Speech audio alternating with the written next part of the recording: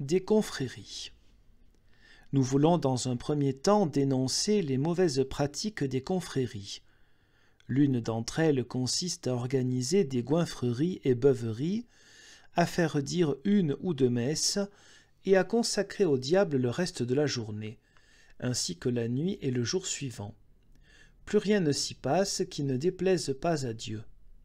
De tels débordements et folies sont l'œuvre de l'esprit malin qui permet qu'on les appelle confréries, alors que ce sont plutôt des crapuleries, de l'espèce la plus païenne, de vraies cochonneries.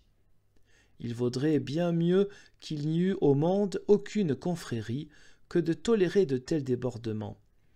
Les seigneurs temporels et les villes devraient s'allier au clergé pour faire cesser ces pratiques, car elles portent gravement atteinte à l'honneur de Dieu, des saints et de tous les chrétiens, et permettent au diable de ridiculiser le service divin et les jours de fête.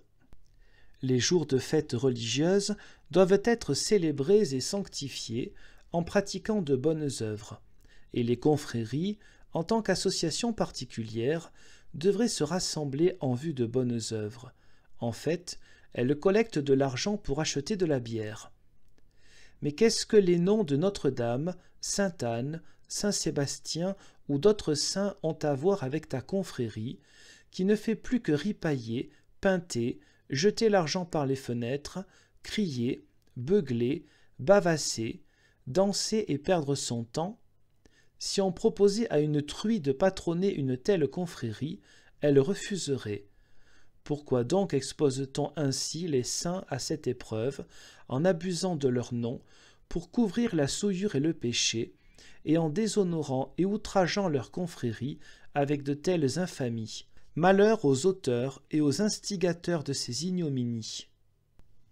Si on désire entretenir une confrérie, il faudrait faire une collecte et nourrir une ou deux tablées de pauvres gens et les faire servir pour l'amour de Dieu.